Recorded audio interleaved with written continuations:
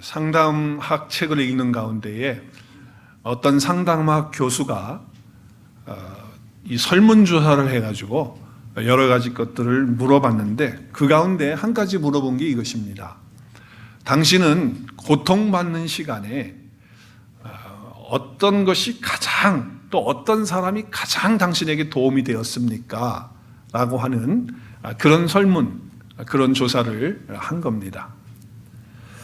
여러분도 한번 생각해 보세요.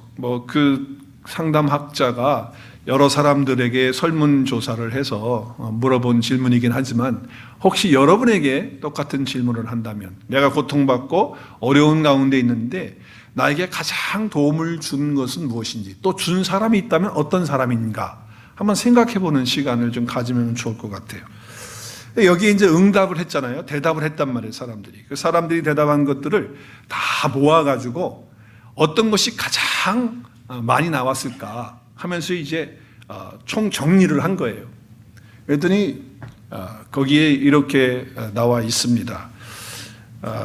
잠깐 선물을 누가 가지고 와가지고 준 사람은 별로 그렇게 도움이 되지 않았다. 또 미국 사람들은 꽃다발을 이렇게 준비해가지고 아픈 사람이나 힘든 일을 당한 사람이 그런 거 갖다 주잖아요. 화분이나 꽃. 그래서 꽃다발이나 화분을 갖다 주는 사람도 그렇게 별로 도움이 되지 않았다.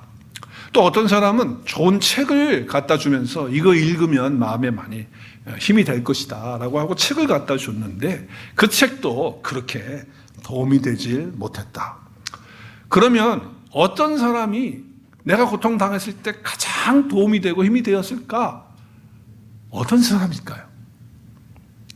겸손한 마음으로 자기 곁에 와서 그냥 가만히 있으면서 자기가 하는 그런 이야기를 다 들어주고, 또 자기가 아팠던 얘기를 할 때 같이 눈물을 글썽이면서 같은 마음으로 느껴주는 그 사람이 가장 큰 도움이 됐다라고 하는 거예요. 그러면서 절대로 오래 시간이 됐는데도 손목시계를 본다든지 아니면 벽시계를 본다든지, 요즘 말로 말하면 셀폰으로 몇 시나 됐나 하는 것을 안 보는 사람, 그런 사람에게 많은 위로와 도움을 받았다라고 하는 그런 통계가 기록되어져 있는 것을 읽어본 적이 있어요.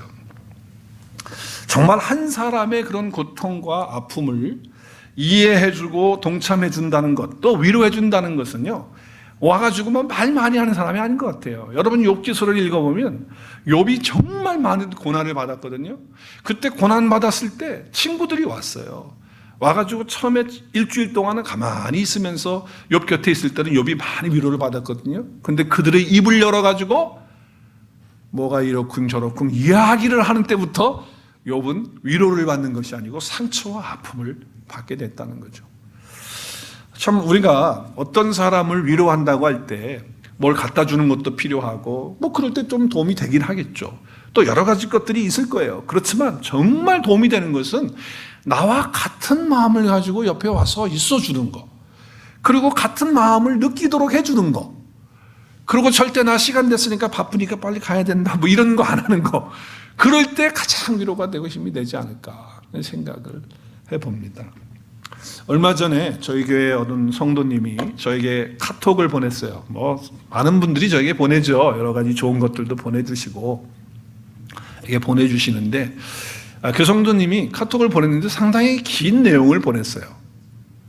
근데 제가 그걸 쭉 읽으면서 이분이 나한테 이걸 보내는 이유는 이런 목사가 되라고 그러는 건가? 또 우리 오늘의 교회가 이런 교회가 되라고 하는 것일까? 라고 하는 생각을 갖게 됐어요. 그 내용을 제가 간추려서 얘기를 하면 이런 얘기예요. 실제적으로 그 이야기에 있었던 이야기인지 근거가 없는 건지는 잘 모르겠지만 미국의 미주리에서 있었던 일이에요. 아마 옛날에 있었던 얘기 같아요. 미주리 어느 작은 마을인데 그 작은 마을에 미장원이 하나 있었는데 그 미장원에 어느 날 갑자기 많은 사람들이 와서 머리를 깎는 거예요. 그래서 미용사가 놀란 거야. 아니 왜 이렇게 하루에 이렇게 많은 사람들이 와서 머리를 깎지? 놀란 거예요. 근데 와서 머리를 깎아달라고 하는 사람들마다 여자건 남자건에 다 머리를 빡빡으로 밀어달라고 하는 거예요. 그래서 놀랐어요. 아니 아니 왜 이렇게 많은 사람들이 와가지고 다 머리를 이렇게 밀어달라고 할까? 그래서 자기는 매상이 올라가니까 좋아가지고 머리를 뭐 해주긴 해주지만 깎아주기는 하지만은 그래서 왜 그러냐고 물어보니까 전부 오는 사람들마다 그 교회, 그 동네에 자그마한 교회 한 50여 명 나오는 교회가 있었는데 그 교회 성도들이 다 와서 머리를 깎는 거예요. 그래서 이 미장원의 미용실에 있는 이 미용사가 생각한 거예요. 이 교회는 사이비인가 보다. 광신자들만 모여있는 교회인가 보다. 이 잘못된 교회다. 이렇게 생각을 하면서 참 별교회가 다 있다. 이렇게 생각하면서 머리를 다 깎아준 거예요. 그런데 나중에 얘기를 쭉 오는 사람들의 얘기를 쭉 들어보니까 그게 아니었던 거예요. 자기 교회 다니는 사람 중에 여중생이 하나 있었는데 소녀죠. 티네이저란 말이에요. 근데 그가 브레인 투머를 앓으면서 이 브레인에 암이 종양이 온 거예요. 그래서 수술을 하고 또 항암 치료를 하게 된 거예요. 그러면서 머리가 싹 다 빠지고 없는 거예요. 그런데 하나님이 치료해 주셔서 많이 치료가 되고 이제 활동도 하고 이제 이렇게 되는데 머리가 없으니까 바깥에 나가는 거를 꺼려하고 안 나가는 거예요. 교회도 안 가고. 그래서 엄마 혼자만 교회를 가고 식구들은 교회를 가는데 그 소녀 아이는 창피하다고 교회를 안 가는 거예요. 그래서 목사님하고 성도님들이 신방을 간 거예요. 아이가 교회 나올 수 있도록. 뭐 조그만한 교회니까. 그래서 기도해주고 목사님이 교회 나와라, 예배하라. 뭐 머리가 없으면은 모자 쓰고 와서 하든지 뭐 아무튼 예배하는 게 중요하지 그게 뭐 중요하냐 이제 이렇게 하면서 격려하면서 그리고 기도해주고 교회 나오도록 했어요. 그런데 이 소녀 아이는 싫은 거예요. 머리 깎고 이게 없는 게 창피해서. 그래서 교회를 안 나가려고 하는 거예요. 그래서 목사님하고 성도님들이 의논을 한 거예요. 우리가 그 소녀가 우리 중학생 여자아이가 교회 나왔으면 좋겠는데 어떻게 하면 좋겠느냐. 그때 결정한 내용이 뭐냐면 우리 전교인이 다 머리를 깎자. 빡빡으로. 그러면은 그 소녀아이가 교회 왔을 때 부끄럽지도 않고 또 자기가 이렇게 한 거에 대해서 머리 없는 거에 대해서 창피하지 않는 그런 마음을 갖지 않고 교회를 나오지 않겠느냐. 그래서 결정을 해서 목사님부터 시작해서 온 성도들이 다 미자원에 가서 머리를 밀어버린 거예요. 그 사실을 안 미용사가 놀래가지고 그리고 감동을 받아가지고 그 동네 신문 그 기자의 그 신문사에 전화를 해가지고 우리 동네 이런 일이 다 있다고. 그러니까 신문 기자가 그걸 알아보기 위해서 기사를 쓰려고 온 거예요. 그래서 와서 보니까 그러한 일들이 있는 거예요. 이제 주일이 됐어요. 그래서 주일이 돼가지고 교회를 가려고 하는데 이 소녀 아이가 엄마가 이제 교회 가자 그러는데 여전히 머리가 없으니까 가기 싫다고 그러니까 야 모자 쓰고 가자. 그래서 엄마가 막 권유해가지고 억지로 교회를 끌고 갔어요. 그래서 교회 문을 들어서고 예배실 문을 여는 순간 번쩍번쩍 빛이 나는 거예요. 어디에서? 온 교회 성도들, 목사님부터 시작해서 온 성도들이 다 반짝반짝 빛이 나는 거예요. 그래가지고 이 소녀가 눈이 후둥거져가지고 놀라서 이게 무슨 일인가. 그래서 모자를 벗고 예배실에 들어가야 될까 쓰고 들어갈까 갈등하다가 어떻게 했을까요? 모자를 벗고 예배실에 편안한 마음으로 들어가서 예배를 드리게 되었다는 거예요. 이 광경을 본 신문 기자가 리포터가 놀래가지고 와 이런 일이 다 있구나 해서 기사를 막 쓰면서 그러면서 거기에 앉아있는 성도들에게 한마디 해요. 뭐라고 말을 하냐면은 나는 아직 크리스찬이 아닙니다. 나는 교회에 다니지도 않고 예수님 믿는 사람이 아닙니다. 그러나 언젠간 내가 혹시 교회를 나가게 된다면 이런 교회를 나가고 싶습니다 라고 이렇게 이야기를 하면서 그 글을 써가지고 신문에 올린 거예요. 또 그것을 읽는 사람들이 많은 감동을 받게 되었다라고 하는 그런 카톡의 내용을 저한테 보내셨어요. 혹시 받으신 분들? 저만 받았어요? 우리 교회 성도님이 보냈는데 여러분 이 작은 교회의 모습에서 무엇을 느끼세요? 여러분 느끼는 게 뭐예요? 믿지 않는 신문 기자가 교회에 나간다면 이런 교회에 나가고 싶다 라고 한 이유가 여러분 어디에 있다고 생각하세요? 감동을 받았기 때문이 아닐까요? 뭔가 마음에 찡하는 거를 받으니까 그런 거 아니겠어요? 어찌 보면 예수님처럼 살아가려고 하는 그 성도들의 모습을 보고 은혜를 받았을지도 몰라요. 성도들이 예수님처럼 살아갈 때가 언제입니까? 예수님은 창조주시고 아버지십니다. 하나님이시죠. 그런데 우리의 구원을 위해서 모든 것을 다 내려놓으시고 하늘의 영광을 버리시고 우리와 똑같이 죄인의 모습으로 그 사람의 모습과 모양으로 이 땅에 오신 성육신한 인카네이션 하신 분이 바로 예수님이시잖아요. 어찌 보면 그 모든 성도들이 50여 명이 되는 성도들이 다 예수님의 마음을 품고 우리가 다 머리를 밀어버리자라고 하는 그 예수님의 마음, 우리가 그래서 그 한 영혼과 같은 마음으로 같은 사람으로 되어서 그 소녀가 우리 교회에 나오도록 예배드리도록 그렇게 해주자는 예수님의 마음과 같은 마음이 아니겠어요? 그래서 아마 나도 교회를 나간다고 한다면 이런 교회 나가고 싶다고 하는 그런 고백을 했을 것이에요. 여러분, 교회는 이런 위로와 이런 감동과 이런 사랑이 있어야 된다고 생각합니다. 모두가 이런 감동하는 그런 사랑과 위로가 있는 교회를 위해서 내가 먼저 머리를 밀어버리는 그런 은혜가 있어지기를 주님의 이름으로 축복합니다. 머리 안 미실 작정이군요.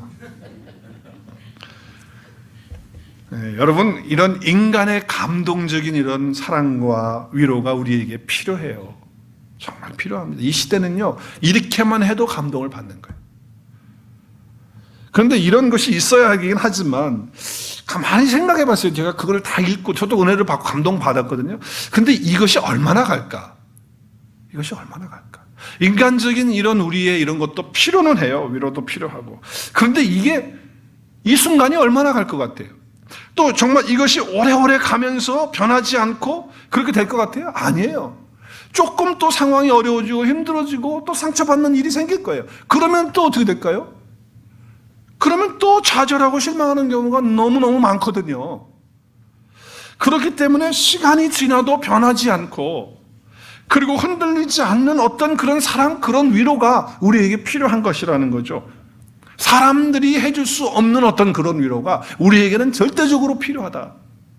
왜? 인간이 해주는 것들에는 한계가 있고 그것은 변하는 것들이기 때문에. 우리가 연애 시절을 생각해 보면 딱 맞을 거예요. 연애 시절.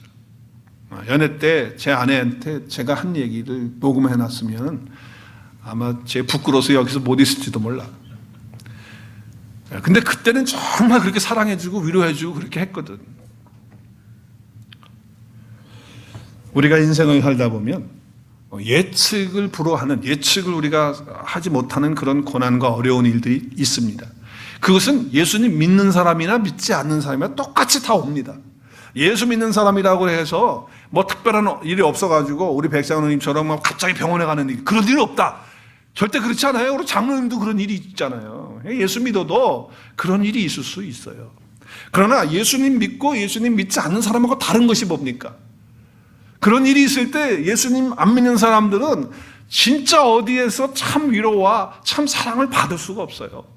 그런데 우리 믿는 사람들은, 그리스도 안에 있는 사람들은 내 안에 예수님이 계시고 내 안에 위로자 계시는 하나님이 되시는 그분께서 아버지로 나와 함께 계시기 때문에 그러한 일이 왔을 때 우리는 우리 안에서 하나님과 대화하면서 그 말씀 안에서 은혜 안에서 하나님의 위로, 예수님의 그 위로를 받는다는 것이 다른 것입니다. 할렐루야.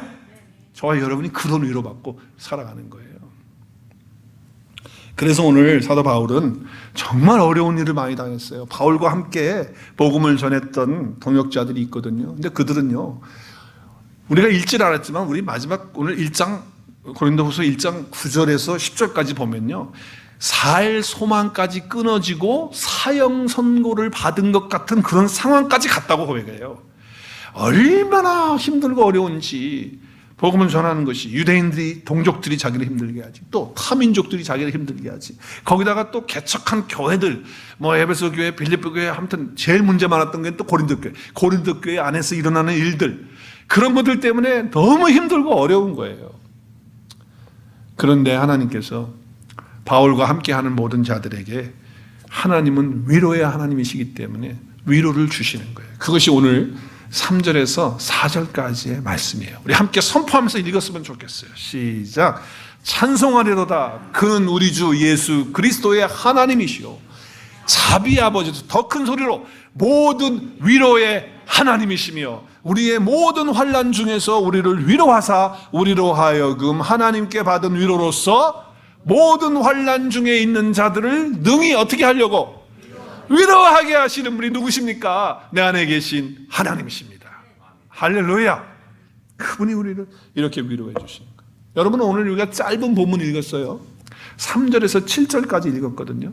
근데 3절에서 7절을 읽으면서 똑같이 나오는 반복되는 단어가 계속 있더라고요. 그래서 제가 동그라미를 쳐봤어요. 동그라미를. 자, 제일 많이 나오는 단어가 어떤 단어일까? 여러분, 환난과 고난이라는 단어가 번갈아 가면서 계속 스위치하면서 나와요. 몇 번 나올까요? 몇 번 나올까요? 통밥으로 빨리 대충 여러분이 읽으면서 읽었잖아. 우리 같이 읽었잖아요. 3절부터 7절까지 읽었잖아요. 근데 그냥 지나쳤어요? 읽으면서 이게 계속 보이지 않아요? 제가 답을 알려드릴게요. 자, 4절에 2번, 5절에 1번, 6절에 2번, 7절에 1번. 총 몇 번 나왔어요? 6번 나왔어요. 그건 어떻게 잘하시네. 6번 나왔어요. 자, 그런데 6번의 단어가 환난과 고난이라는 단어가 나왔는데 이것을 훨씬 뛰어넘는, 오버웰링하는, 이걸 압도해버리는 그런 단어가 또 있더라고요. 이것도 더 많이 나오는 단어가 있어요. 그 단어가 뭘까? 위로라고 하는 단어예요. 몇 번 나올까? 한번 찾아볼게요. 3절에 1번, 4절에 3번, 5절에 1번, 6절에 4번, 7절에 1번. 우리 한국말 성경에 개역개정이 그렇게 나와요. 그래서 총 몇 번 나왔어요? 자, 여러분, 뭘 얘기하고 싶은 거예요? 뭘 얘기하고 싶은 거예요? 우리에게 이런 환난과 어려움과 고통이 온다 할지라도 이것을 훨씬 뛰어넘고 이것을 다 삼켜버릴 수 있는 것이 있다는 거예요. 이것을 이길 수 있는 것이 있다는 거예요. 그게 뭐예요? 위로라는 거예요. 위로. 누구의 위로? 하나님 아버지의 위로가 이 모든 것을 다 압도해버린다라고 하는 말씀을 주고 있는 거예요.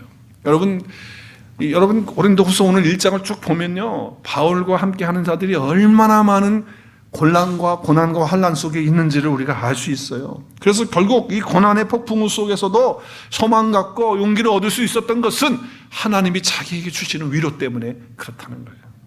그래서 뭐라고 그래요? 오늘 4절에 말씀 보면 모든 것에 우리의 위로가 되시는데 능히 나를 위로하시는 모든 위로의 하나님이라고 그렇게 이야기하고 있어요.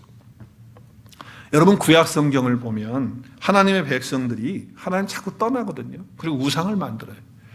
그러니까 하나님이 선지자들을 계속 보내가지고 그 우상에서 떠나라, 하나님께로 돌아와라, 그리고 회개하라, 계속 메시지를 해요. 근데 제가 하나님이라도 나는 적당히 그냥 하고 말 것 같아. 하나님은 정말 끈질기게 선교사들 선지자들 보내서 계속 얘기하시는 거예요. 그렇지 않으면 심판한다. 그렇지 않으면 너는 망한다. 그렇지 않으면 포로로 다 끌려간다. 계속 얘기를 하시는 거예요. 자, 근데 하나님의 마음의 본심은 뭔지 아세요? 하나님의 본심은 위로를 주고 싶은 거예요.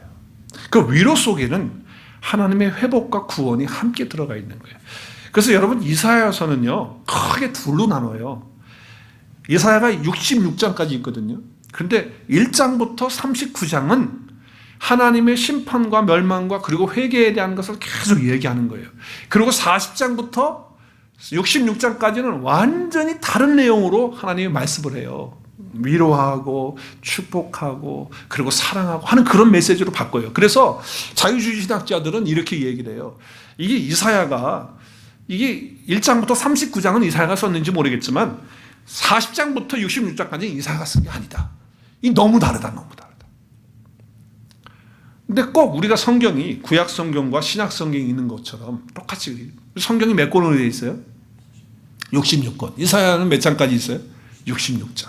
그런데 그걸 절반으로 딱 잘라가지고, 그래서 많은 분량이죠. 더 많죠, 구약이. 그러니까 39장까지, 이사야 39장까지 구약적인 대표적인 그런 말씀이고, 그리고 40장부터는 66장까지 신학적인 말씀을 줘요.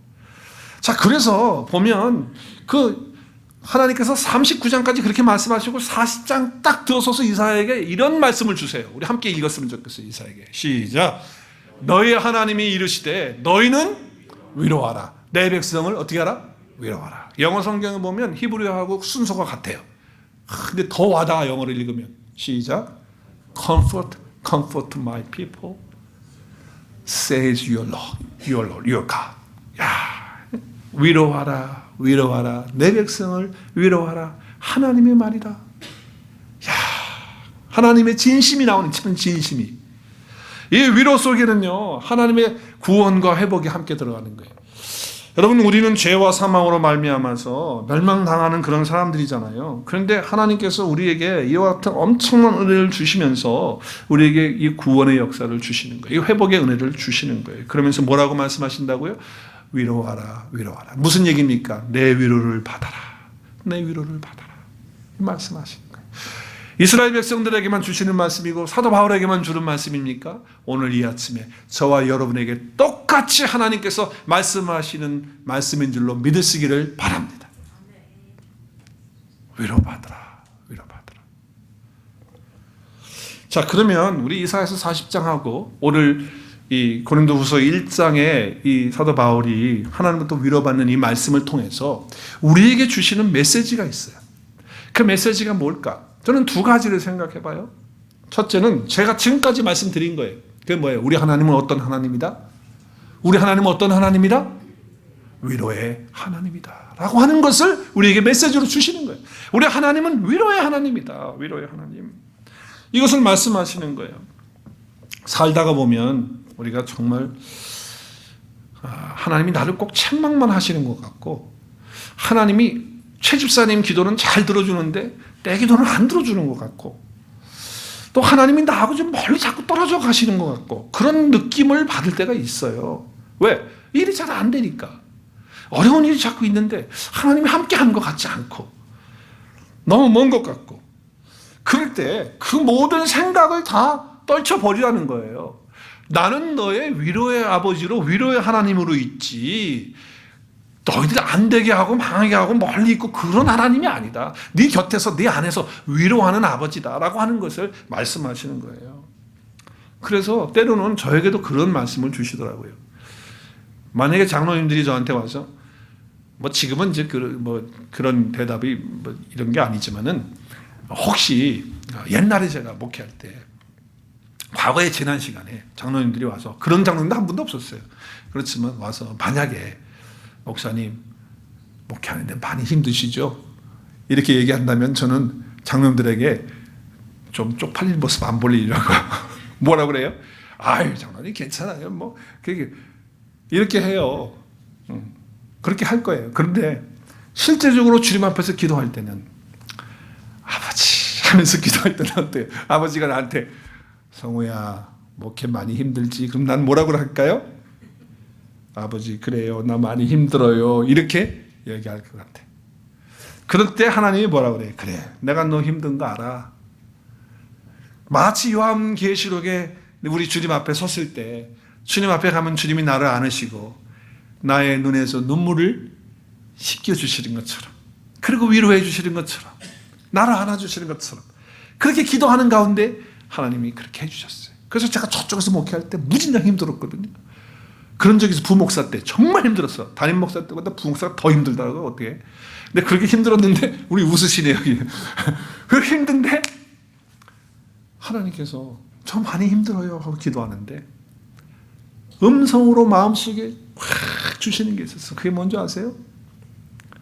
내가 여기 있다. 와, 그 말씀 한마디에 얼마나 위로가 되는지. 모든 걸 다 이기는 거예요. 모든 걸 다. 바울이 아마 그랬을 거예요. 바울이. 아마 이스라엘 백성들도 이 메시지를 듣고 아마 그랬을 거예요. 여러분, 우리 하나님은 어떤 하나님이십니까? 위로의 하나님이시다. 여러분, 오늘 이 메시지를 여러분 마음 가운데 평생 잊지 마시고 하나님의 위로를 받으면서 승리하시는 삶 이루실 수 있기를 주의 이름으로 축복합니다. 두 번째는 복음의 핵심은 위로다라고 하는 메시지를 주는 거예요. 복음의 핵심은 위로다. 여러분, 메시아가 이 땅에 오신, 메시아는 예수님이에요. 그리스도예요. 메시아가 이 땅에 오신 이유가 뭐예요? 뭐 때문에 왔어요? 어떤 분들은 그래요. 뭐 세상의 정의를 이루기 위해서 왔다. 또 이 땅에 뭐 악한 무리들을 다 없애버리기 위해, 쓸어버리기 위해서 메시아가 와야 된다. 뭐 불의를 바로잡기 위해서 와야 된다. 뭐 이런 얘기들 해요. 그러나 궁극적으로 예수님이 오신, 메시아가 오신 목적이 뭐예요? 하나님의 나라를 이루려고 오신 거예요. 하나님의 나라 이루려고. 그래서 우리를 구원하시기 위해서, 그래서 우리의 영원한 생명을 우리 가운데 주시고 천국 가지고 살다가 천국 가도록 하기 위해서 예수님이 이 땅에 오셨어요. 그렇죠. 그런데 여러분, 우리 하나님께서 우리를 구원하시고 우리 천국 가게 하시고 그리고 이 땅에서 생명 갖게 하시고 구원받게 하시는 그 속에는요, 아까도 제가 말씀드렸지만 그 안에는 회복과 구원이 함께 들어있고요, 그리고 또 들어있는 것이 있는데 그것이 위로예요. 그러니까 이 복음 안에는 위로가 쫙 깔려 있다라고 하는 거예요. 그래서 구원의 역사는 위로의 역사예요. 회복의 역사는 위로의 역사예요. 하나님이 우리를 위로하시면서 회복하시는 거예요. 하나님께서 우리를 위로하시면서 구원하시는 거예요. 그래서 이 위로는요, 복음의 가운데 있는 어떤 그런 역할을 하고 있다고 하는 거예요.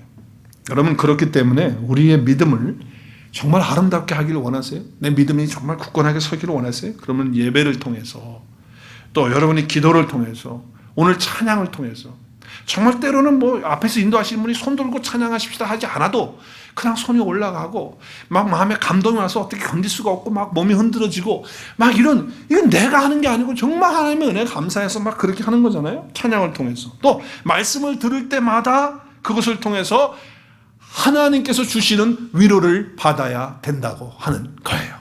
믿으십니까? 여러분이 찬양하고 기도하고 예배할 때마다, 말씀 들을 때마다 하나님의 위로가 와야 돼. 그 위로는 위로부터 오는 위로일 뿐만 아니라 그 주님의 손길이 내 마음에 터치되어지는, 나를 만져주시는 거예요. 이것이 은혜고 복음 아니겠어요?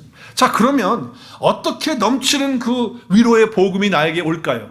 여러분에게 온 건 뭐예요? 제가 지금 한 몇 가지를 말씀드릴 텐데, 예를 들어서 말씀을 드릴 텐데, 제가 경험한 것도 있고, 아마 제가 이 얘기하는 동안에 여러분이 나도 그랬어, 나도 그런 거야, 이런 것이, 이런 분이 있을 수 있고, 아니면 그런 게 있을 수 있을까 하면서 의아하게 생각하실 분들도 있을지도 모르겠어요.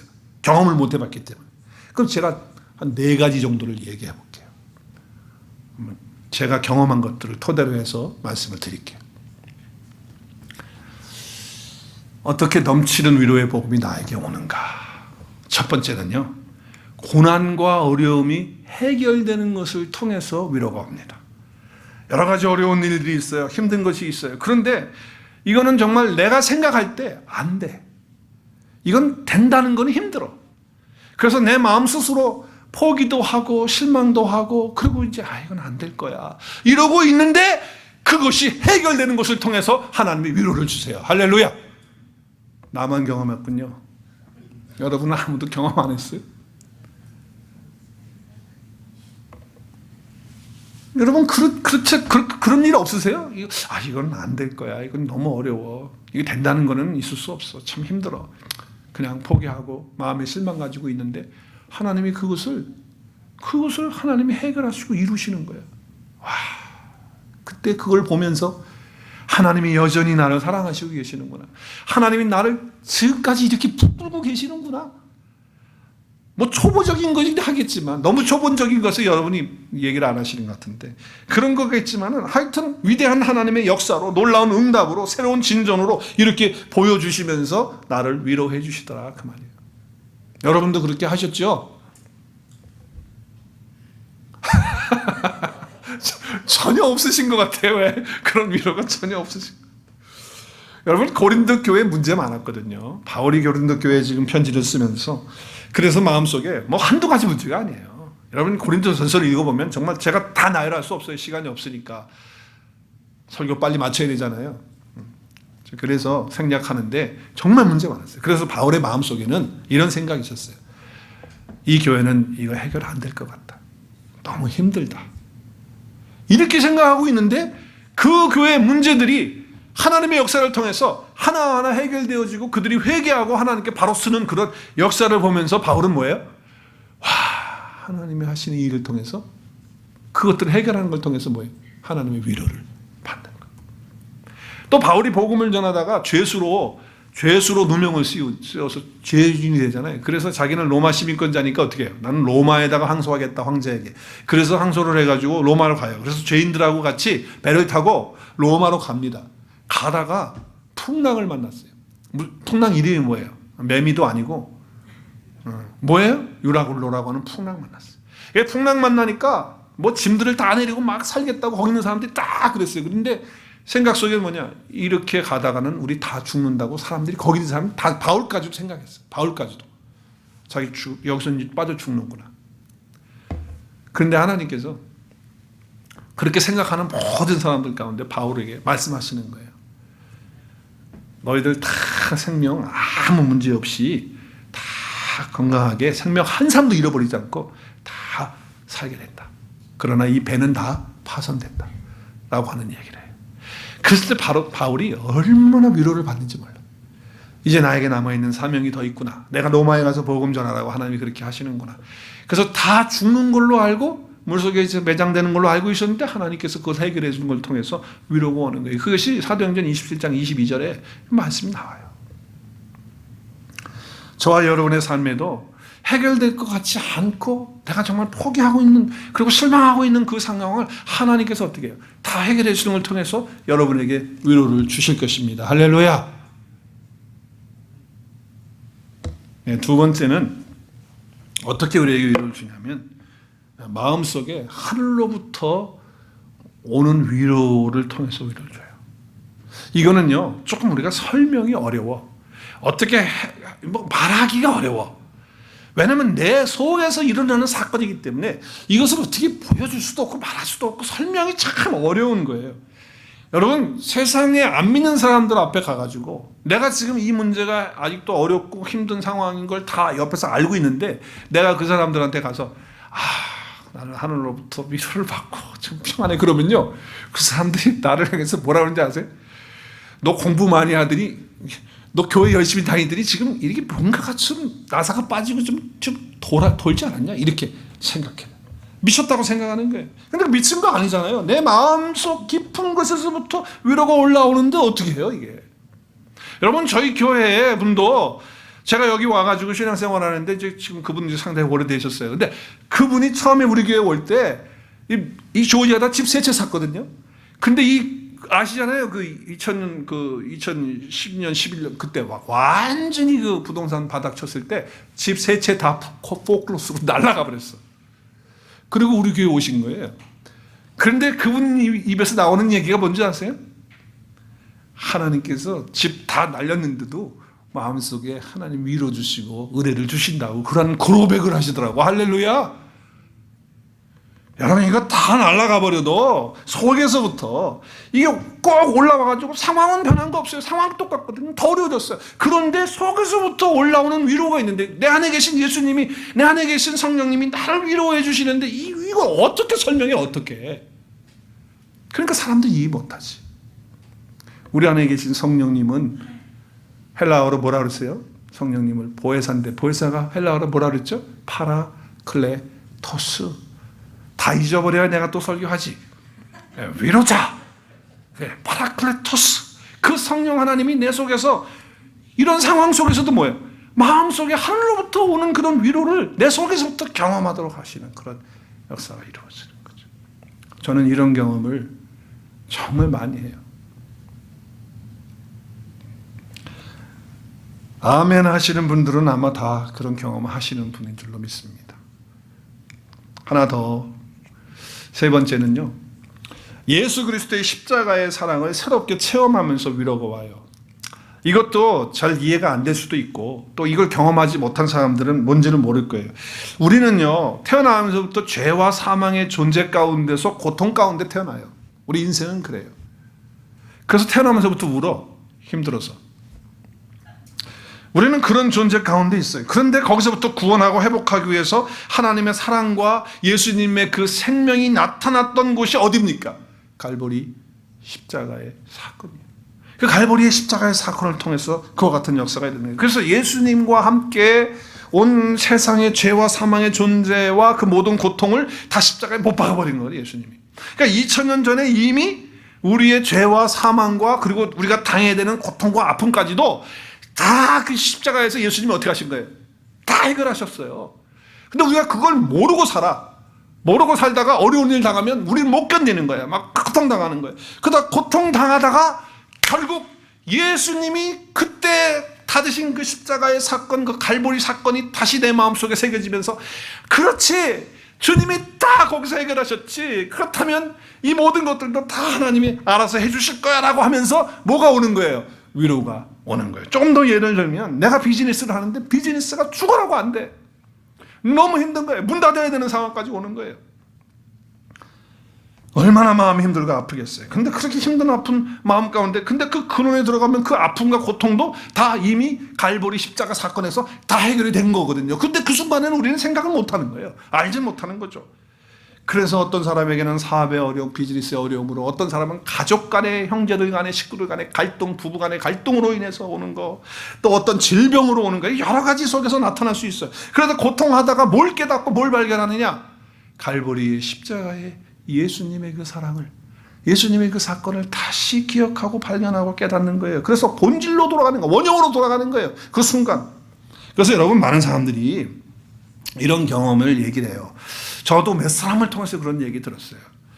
자식을 잃어버린 부모는, 그러니까 부모가 자식을 앞세웠어. 그 고통과 아픔은 그거 당해보지 않은 사람은 모른다고 그러더라고요. 뭐 저희 아버지도 그런 상황이 있지만은 하여튼 그런 고통과 아픔을 당했는데, 그래서 그것 때문에 잠도 못 자고 그냥 어디서 위로를 받을 수 있겠어요. 그러다가 어느 순간에 갈보리의 십자가에 죽으신 예수님을 생각하는 거예요. 그러면서 하나님이 나를 위해서 자기 아들 예수님까지 내어주시고 죽는 자리까지 내어주신 아버지의 사랑이 마음속에 오면서 말로 할 수 없는 위로를 받으면서, 그 십자가의 사건을 통해서 받으면서 뭐예요? 하나님이 주시는 위로를 통해서 아들을 잃어버리고 딸을 잃어버린 거기에서부터 위로를 받고 일어서는 그런 역사가 있다라고 하는 거죠. 여러분은 잘 이해하지 못할 수도 있어요. 그러나 그렇게 되는 거예요. 또 어떤 경우는 정말 사람들이 나를 멸시하고 나를 우습게 생각하고 무시당하고, 내가 막 무시당하는 거예요. 자존심 막 상해. 그래가지고 어디 가서 이거 화소연한도 못하고 해서 집에 그냥 지난주도 이불 뒤집어 쓰는 얘기한 것 같은데, 이불 뒤집어 쓰고 누워가지고 그냥 끙끙거리다가 잠 못 자다가 결국 어느 날 예수님의 십자가의 그 갈보리의 사건이 떠오르면서 다시 그림처럼 싹 지나가면서 주님이 당하시는 멸시와 천대와 그 침뱉음과 이 고통과 아픔을 쭉 생각하다가 나를 위해서 그렇게 참아주셨던 예수님을 생각하면서 뭐예요? 그걸 발견하면서 위로가 오는 거예요. 위로가. 야, 주님이 그렇게 하셨지. 그러면서 나를 향해서 멸시하고 나를 힘들게 하는 그런 사람들을 생각하는 게 아니고 주님이 그렇게 하신 거를 생각하면서 주님으로부터 위로를 받으면서 거기에서부터 승리하고 거기서부터 나오는 그런 역사가 오는 것이죠. 그것을 깨닫는 순간 위로가 오는 거예요. 우리 한번 말씀 볼까요? 시작. 이사야서 53장 5절, 그가 찔림은 우리의 허물 때문이요. 예수님이에요. 그는 예수님 말하는 거예요. 그가 상함은 우리의 죄악 때문이라. 그가 징계를 받음으로 우리가 평화를 누리고 그 위로를 받고, 그가 채찍에 맞을 때 내가 다운받고 위로받는다. 할렐루야.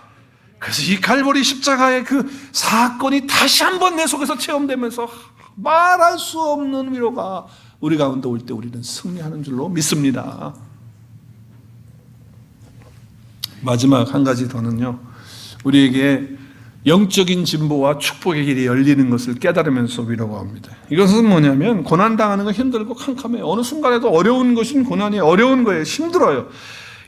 그런데 하나님께서 이렇게 고난을 주고 어려움을 주는 이 사건을 통해서 나에게 축복이 열리는 거예요. 뭐냐면, 내가 이렇게 고난당하고 내가 이렇게 아픔당하고 내가 이렇게 힘든 걸 당할 때 이것을 통해서 하나님이 위로하실 뿐만 아니라, 내가 이제는 같은 고난당하고 같은 힘든 것을 당하는 사람들을 어떻게 하는 거예요?